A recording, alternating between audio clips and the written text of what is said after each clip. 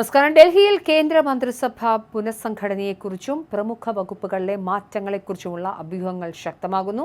NEET ചോദ്യപേപ്പർ ചോർച്ചയുമായി ബന്ധപ്പെട്ട് cockroach Janata പാർട്ടിയുടെ നേതൃത്വത്തിൽ നടന്ന ശക്തമായ പ്രക്ഷോഭങ്ങളെ തുടർന്ന് വിദ്യാഭ്യാസ മന്ത്രി ധർമ്മേന്ദ്ര പ്രധാൻ രാജിവെച്ചതോടെയാണ് ചർച്ചകൾ പുതിയ തലത്തിലേക്ക് കടന്നത്.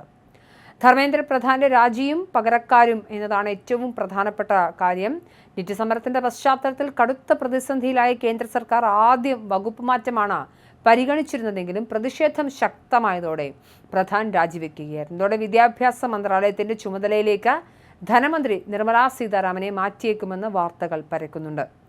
നേരത്തെ ബി.ജെ.പി. സംഘടനാ ചുമതലകളിലേക്ക് പ്രധാനും ഭൂപേന്ദർ യാദവും മടങ്ങിയേക്കുമെന്നും മുൻ മന്ത്രി അനുരാഗ് ഠാക്കൂർ മന്ത്രിസഭയിലേക്ക് തിരിച്ചെത്തുമെന്നും റിപ്പോർട്ടുകളുണ്ടായിരുന്നു.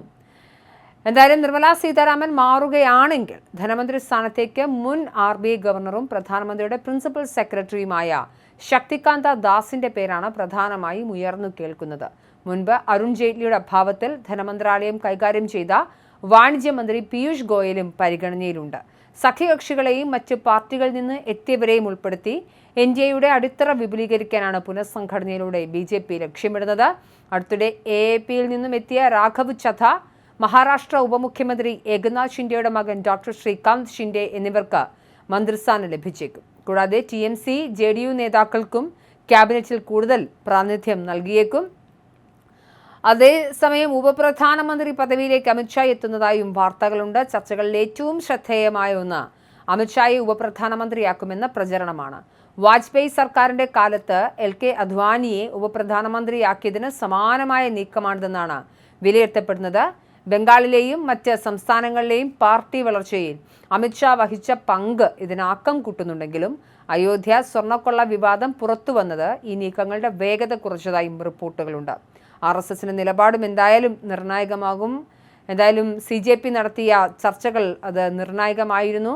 അവർ നടത്തിയ സമരം അത് വിജയിച്ചിരിക്കുന്നു. ഈ ഘട്ടത്തിലാണ് മന്ത്രിസഭ പുനഃസംഘടന അടക്കമുള്ള കാര്യങ്ങളിലേക്ക് ചർച്ചകൾ നീങ്ങുന്നത്.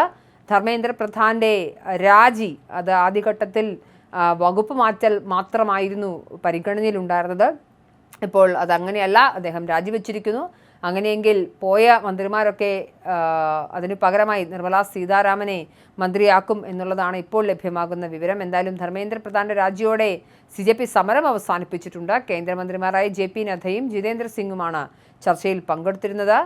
CJPയുടെ വക്താക്കളായ അശുതോഷ് റംഗയും സൗരവ് ദാസും കഴിഞ്ഞ കുറച്ച് നിമിഷങ്ങൾക്ക് മുൻപ് CJP ചർച്ച പൂർത്തിയാക്കിയിരിക്കുന്നുവെന്നും ചർച്ചയിൽ മുന്നോട്ട് വെച്ച ആവശ്യങ്ങൾ കേന്ദ്ര സർക്കാർ അംഗീകരിച്ചിരിക്കുന്നുവെന്നും CJP സമരം അവസാനിപ്പിക്കുകയാണെന്നും ഔദ്യോഗിക ആയി തന്നെ അറിയിച്ചിരിക്കുന്നു.